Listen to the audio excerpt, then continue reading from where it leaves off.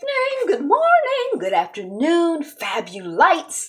I have got questions for you. What opens with a fight by the pool and what closes with a fight, stressful couples therapy, co-therapy counseling session, and a fight with a fool. I'm just joking, Doc G. I'm not calling you a fool. I'm not calling nobody a fool. But if you guessed last night's episode of Buried to Medicine or the most recent one, you're correct. I'm Angela. The channel is Be Fabulous You. Thank you so much for clicking on the video and sticking around to see how we get from opening to closing. So let us proceed. I'll put the title with everything in the thing eventually, but I'm going to get it up. I'm going to get it up because the sunlight is going. Okay, so let's go. So it picks up where we left off before, and I don't know if it's something about, my peaceful, delicate nature, but it's kind of like sometimes with these fight scenes, I can't really process exactly what's going on. It just seemed like a bunch of yelling and screaming and hooping and hollering. And so I'm not exactly, it's the fight. We pick up where we left off at the end of the last episode. And they are like, Simone started. And I'm like, did Simone start it? I mean, because she said, I remember her saying to Mariah at your brunch, you did throw shade, basically you threw shade at Heavenly. Will Heavenly come over here and asking the group if that happened? But I don't feel like that's necessarily starting to fight. I don't think we have to fight just because we're talking, but I don't know. And I think that what Heavenly was saying about, Miss Lucy, Mariah's mom, is that she doesn't necessarily give off, that delicate flower vibe. Like you hear, beating people upside the head with a purse. Now, maybe, beating people upside the head with a purse, that could be considered like a delicate flower. Like, as opposed to beating people upside the head with a brick or a broken bottle or your fist. So maybe Miss Lucy does give off a delicate flower vibe. I might have to reevaluate my perspective on that. But I haven't ever hit anybody upside the head with a purse. I used to always say, I'm a delicate flower. And my first husband would say, yeah, made out of diamonds. And I'm like, what? What are you trying to say and imply about me? You tough. But I think Miss Lucy might be tough too. Or maybe she, but anyway. Simone is like, talking to Mariah. She's like, we need to forgive you. You came and you said you forgave us, but you never really asked us for forgiveness to forgive you. You never apologized. And Mariah's like, well, I would have to know what to apologize for. What do I need to ask forgiveness for? So, I kind of wanted to stop there. The scene went on and it seemed like Simone just went on, but I was kind of like, this might have been where Simone said, well, you've talked about all of us. I'm not really sure. But anyway, that's all I have written down. Then we see Toya, and Toya says, Mariah and I have been hanging out, for 10 years. So I am absolutely taking sides. We had a great time in NOLA. And so she leaves when, after the fight and the brouhaha and, everybody takes their separate corners. Fighters, go to your corners. Mariah and Toya is like with Mariah, like her, I don't know if coaches, but she part of Mariah's team. She team Mariah. And she let us know in the interview that she's team Mariah. And then it's kind of like the party. They having this pool party. This is where the fight broke out. The 90s throwback pool party, low riders, girl, whatever. And what was the last episode called? Low riders and something. But so it had been like a nice day, and then all of a sudden it's like storm clouds overhead, and baby Countess is like, thank you all for coming, bye. She's kind of like got a little rough thing going. I thought that when Mama Renee, or when Nanny Renee was like, it's too bougie, I felt uncomfortable. I thought that Contessa sort of adopted that whole it's not going to be bougie thing to kind of help Miss Nanny Renee feel more comfortable. But now I'm kind of like, well, maybe that's outside of her comfort zone as well. I don't really know. Because I feel like all of it is cute. It's cute to dress up and have butterflies and flowers and, fine china. And it's cute to, get gully with the Alizé. Somebody, thank you, was explaining to me, Alizé was the thing in the 90s, especially with rap culture. So, all of that is cool. I don't drink, so I probably wouldn't get down with the Alizé. I'm fun at the party, but not in that way. Put the music on. Yeah, I'd have been dancing and having a good time. Okay, so then, at Energy Fitness. Oh, Dr. Jackie is training. So now we're kind of having like the starting montage since we picked up where we left off. Now we're having the starting montage. So we have, Doc Jackie, she's training. Then we see Quad, and she's like, this trash can is full, and that's the trash from the other day. And then we see Miss Toya with her boys, and then we see Doc Damon Daddy and Dr. Heavenly doing something. Oh, Dr. Heavenly, this we're gonna focus in on them. Dr. Heavenly has like, a little small hand weight on the counter, and her husband, Doc Daddy, is like, well, what's that for? And she's like, I'm just exercising and trying to get it tight and right, or whatever she said. And he's like, well, that's not really gonna work. And I'm gonna tell y'all this is one of my girlfriends told me this many, many years ago, because I looked, it was like all of a sudden one day I looked and she had all this definition in her arms. I'm like, what have you been doing? And when I would kick it with her and just hang out, we'd be talking and she'd be doing this sometimes, just dipping with her arms or pulling them back, right? And I was she like, what you see me do? You see me exercising and stuff? And just now when I'm doing it, right now, that's all that makes a difference. And that ain't got no weight but the weight of my arm. It's like, shoot, this ain't even, whew. You can get some with them. I couldn't even do it with those weights, but like now my arms feel like, I done had a workout. Woo! I mean, I run up and down these stairs. That's a workout. And I had said I was going to start running up and down the stairs instead of walking to try to like do the aerobic exercise, more of it. But he like, that ain't really going to work. And I beg to differ, Dr. Daddy. I think that it is going to work. And she said, I don't know if she actually does 400 reps a day. But I'm like, oh my gosh, that's quite a bit. But and he's like, basically in his interview, like, well, men of the darker persuasion like a little meat on the, I don't know, we like it a little jiggly. I don't know what he said, but he was funny in his interview. I'm like, you trying to say black men like big booties and big breastises and tiny waists? Okay. So anyway, they talk about that. And then Doc Heavenly is like, I wish I could be more like you, Doc Daddy. I guess he like it. She just be working him, and I guess he like it. Because when he came in from work, she's like, oh, do you want some tea? I'm making some tea. Oh, I wish I could be more like you, Daddy, Doc Daddy. And then Doc Daddy is like, the goal is to be better, and I can see improvement. And then Doc Heavenly is like, well, thank you for talking to me, Daddy. Now go in there and get naked. I'm gonna run you a bath. And he was trying to get, he like, you gonna, and she like, well, you might have to masturbate for that, but I'm gonna run you a bath, Daddy. I was like, girl, she work 'em, girl. Then we see Doc Contessa and her husband. I'm just gonna call him Doc Hubby. I don't know his name yet. And they're talking about Nanny Renee. So Nanny Renee, we find out, has a history. So they have a history of quitting and getting fired. So for 10 years, she's been working there. I am shocked because they don't act like they know each other really well. And I guess sometimes that can happen too when the cameras get rolling. And I think that can erode relationships because, who people are in public and who people are in private. And, that's why you have to spend time getting to know people over time and over context. Because and we never know who we are. Different things bring out different things in us. Different people bring out different things in us. Different, as we go on develop, different things come out of us. So we're learning ourselves all the time. But I was shocked. I'm like, 10 years? And they say, that she's quit many a time or whatever. But usually the next day they just go on as if nothing happened. But we get the impression that this was something above and beyond what is within the scope of their normal. This is some new normal. And her husband keeps saying, Dr. Contessa's husband keeps saying, well, you're the queen of the castle. You're the queen of the castle. Like, don't be, on TV having this woman punk you now because you're the queen of the castle. And then we have Doc Simone, and she is Merlety at restaurant. I don't know what that means, but she's at a restaurant.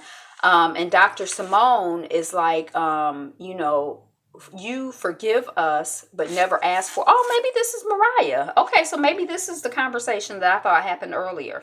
Doc Simone is like, you forgave. Oh, shoot, am I on the wrong page? What's going on here? Oh, no, okay, let's just keep going. Dr. Simone is like, you forgave us. This is what I told you earlier, but it happened later. You forgave us, but you never asked us for forgiveness for talking about each and every one of us. And then, we're in Dr. Jackie's home, and here comes old fancy car Curtis with a single red rose and some carry-out food. And, look at the height distance difference between them. Like, she like 5'5", and he like 6. It's like a foot difference, 2 feet difference. I mean, how tall is the man? How short is she? I was like, oh my gosh. I don't know what it is about seeing that height difference, just like freaks me out a little bit. I don't know why. And I have this weird thing where I could be standing next to somebody. I'm 5'4". I could be standing next to somebody who's 6'4", and I don't realize that they're that much taller than me. And so there are some people who, when I've seen them in pictures or seen like a reflection, I'm like, oh my God, look at how tall they are. But I have this thing where I feel like I'm bigger than I am, I guess, or I don't realize I'm as small as I am. But anyway, but when I saw them together, it was like, oh my God, it's too much. The height difference is too much for me. I can't process it. But anyway, So he's back in the house, and Jackie says she's willing to proceed cautiously, and Curtis apologizes for putting them in the situation, which it was good to hear, I guess. Curtis, she said something about, when him not being there, it's things like this light right over here hadn't been working. Hint, hint. And so, Curtis get up, go on and get the ladder and fix the light that Jackie told him was broken, and they eat. And then, he's saying that Curtis is saying that lots of thoughts come to you, when you're not together. And they're hard to get them out when you are together. But he just hopes that there's light at the end of the tunnel. And, he wants her to be happy. And, Jackie is like, well, thank you for dinner. And, I want you to be happy too. And I need to get back to charting. So bye-bye. And I'm like, oh, they're not back together. She, I thought he was back, but she said, I let him come back as in back to bring me dinner, flour, fix a light bulb, not as in reunited and it feels so good. So she walks Curtis right on back out to his fancy car, out the door, back to your fancy car, Mr. Curtis. So I was kind of like, well, alrighty then. And then we see Doc Simone. She's at her office, and Miss Henrietta is back for her exam. We met her, I think, last episode. She's a little person, and she's 21. And I was reading somebody else's things. It's like when I was 15 or 16, I think after I started my period, which was maybe 10, I went and saw a gynecologist, but I didn't have an exam. But by the time I was 15 or 16, I had my first, exam. So I was kind of like, I was wondering when she was 21, I'm like, well, maybe my mother just did things different. But I saw other people saying, 15, 16. So anyway, but Henrietta is back for her pelvic exam. And I was a little bit not like high key traumatized, but I was a little low key traumatized that we had to be there for the woman's pelvic exam. Because, Doc Simone is like, the speculum is in your vagina. Are you okay? And I'm like, oh, the speculum is out of your vagina. Are you okay? But, then I was like, okay, it wasn't too much trauma. It was just low key and just kind of a little shocking and different to see it on TV. But I guess it's a good public service announcement because the child wasn't crying and screaming and carrying on. She ain't died. She came out okay. So for those of you who have never, had, I guess it's just like to encourage people that, hey, we can do this on TV. It ain't nothing to be worried about. So I guess good PSA, marriage medicine. Then we see Doc Heavenly and Alora. They're at an appointment. Alora is working on being a singer. We saw that before, and Miss Doc Heavenly lets us know. And so Alora is going to a vocal coach, and she's like a vocal coach of stars. We hear. I didn't pay attention. And they do some exercises, and Miss Dr. Heavenly is watching, and she's kind of like a little bit critical of what's going on in her head, but she says also in her thing that she decided to be quiet because she ain't she a dentist, not a vocal coach. So she just, and then at the end of the session, the vocal coach says that Miss Alora's pitch integration is good, and Doc Heavenly wants to fast track this thing. So how can we fast track her being, a star singer? And the coach is like, well, it's like having a baby. It's developmental. You can't rush it. It happens as it happens. And, Doc Heavenly is okay with that, and she gonna make an appointment for the child to come back to the vocal coach. I like to see the child going to a vocal coach. I'm a fan of people being supported in their development by people who can mentor them and coach them and help them along. Of course, there are a lot of things that we can learn and figure out on our own, but I think that it's great that her mother is providing her professional support. You hear how I sang? If only someone had took me to a vocal coach. Maybe my pitch integration would have been better. Then we are at Doc Simone's. I think we're at the North House, and Cecil is there, and he's checking out his app flow and drinking margaritas when Doc Simone comes in. She like, what you drinking? He like margaritas. I got one for you in the fridge. And they're talking and rehashing the $25,000 that came out of the account without discussion.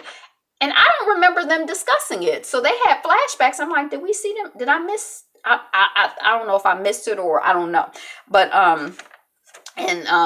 Simone said, communication used to be a strong suit in their relationship, but, taking $25,000 out of the account without discussion, that's not good communication at all. And she's like, and I'm kind of like, well, why did he have to move so quick that he couldn't discuss it with his wife? Because, in general, I kind of feel like if they're like, you got to act now, it's a quick offer, they're trying to pressure you into something where, that might not be. My philosophy is if I got to act now, and I don't have time to process and think about the shit, then it's not for me. Don't be trying to rush me and pressure me into nothing. That's scam type behavior, sir, madam. That's how I feel. So I'm like, why he have to act so fast if he didn't have time to talk about it with his wife? But then when so we find out that his $25,000 bought him like 16% ownership. So I guess it's like, is that like $100,000, $150,000 valuation somewhere in there? I don't know. But then Simone is like, well, why were you so secretive? And Cecil is like, he was scared. And I'm like, okay, well, I guess it wasn't like he felt pressured and had to rush. He just didn't want to talk about it because he didn't want to talk about it. And Doc Simone is like, well, in the future, we need to talk. And we know that he, and I think he might have talked about it here, the fact that at his job for the last 4 years, they've been laying people off every day. He don't know if tomorrow is going to be his day to be laid off, and he wants to have a plan B. But I would think that would be something that you would talk about and strategize with your wife of 15, 20 years. I mean, I didn't really understand that, but everybody's relationship is different. But so that's and Simone seems cooled out. So then we're at Dr. Contessa's. I guess it's her office, and she's like, I'm trying to talking to like her receptionist or her scheduler. I need to leave early, but her schedule is too busy for her to leave. And then she says she works hard to be a doctor. Dr. Contessa tells us, and she also works super hard to be a mommy.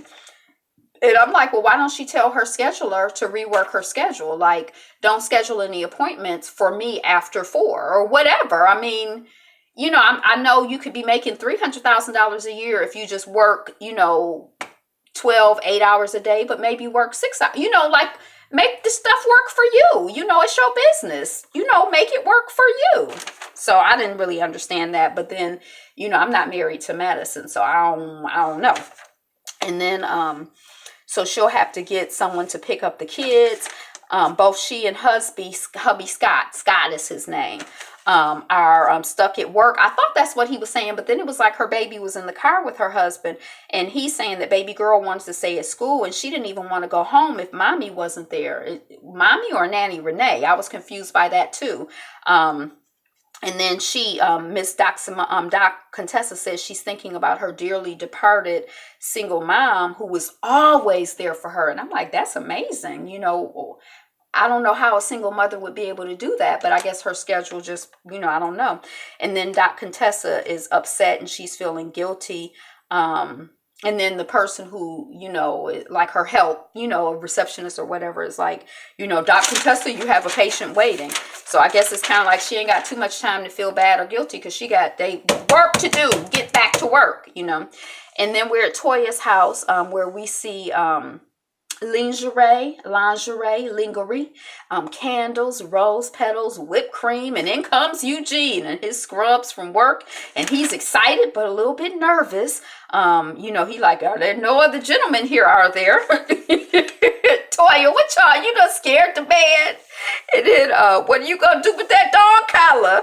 And, you know, you gonna lead me around? No, I'm not into no S&M. And Toya is like, would like to be, you know, saying how in her interview or whatever, how she'd like for him basically to be, you know, more manly or more assertive or more aggressive and grab her hair and throw her around or whatever. And that's not really his, more assertive. That's not really his thing. Then we see Quad and her hubby, and they have two other couples that are part of this marital focus group, and it looks like co-counseling. I'm wondering if the other men or some of the other people are therapists in the group as well. But Quad has cooked, and they say that they've tried therapy a few times. Quad and Doc G have tried therapy a few times, and it hasn't worked. So this is a safe group of friends where they get together to support each other. And then the group starts, and Dr. G's phone rings, and Dr. G takes the call. And while he's gone, Heavenly is like, yeah, you know, I know I'm number 2. And she was going to be second to his career. And then Doc G is like, no, you're not number 2. You're number 1. And Quad is like, no, you left me in order to, you know, deal with your patients. So they're number 1 and I'm number 2. And then Quad is like, you know, I need love. I need support to feel safe, to feel secure. And Dr. G is like, I just feel wiped out. I feel overwhelmed. And I'm kind of like, I don't understand his therapy, his counseling skill set. I don't understand. Because I just don't understand. He doesn't appear to have good bedside manner. It seems like if you do something as a profession, you would be able to bring those skills into your personal life. And maybe because it is personal, like, you know, sometimes like the makeup artist, you know, is not made up. Sometimes the cobbler's children have no shoes. Sometimes the carpenter's house looks like boo-boo. Sometimes the hairdresser's hair is jacked up. So maybe this counselor, he can't, when it's personal, maybe all of his skills go out the window, but maybe he's really good with patients. But it's kind of bad because to me, it's like, I would never. It's like an anti-commercial for his business to me and his practice. I don't know how other people feel, but anyway, and he says, I have done more for you than anyone. And no, I did not. Because Quad is like, you know, you were so basically, it sounds like he didn't have a generous spirit. That's one of the things I always like when I'm dealing with people. Not that they have to be wealthy, but like a spirit of generosity. Because I've dated people who are wealthy and are very generous. And I've dated people who are poor and are very generous. I mean, financially. And I've also dated people who are wealthy who are not generous. They're stingy. And I've dated people who are poor who are not generous. I always like a generous spirit. So it seems like Quad describes where he was kind of like, I guess he feels like he was very generous to her, and she don't have no way to compare it. But she feels like felt like she was after his stuff, and she's like, I'm not after your stuff. You know, he said he didn't want to share his stuff with you. He worked hard to get it. And Quad is like, I don't want your money. You know what I want from you? You know what I want from you? I want you to see me, to listen, and just hold and then Dr. G is like talking. He's like, well, blah, blah, blah. And then, you know, one of the other couples, man, you know, he's been in and out of the conversation the whole time. He's been guiding the conversation. I just didn't count what he said. And then he's like, you know, just hold your wife. Don't say anything. Don't say anything. And then Quad is like, I'm alone, and I shouldn't be alone and be married.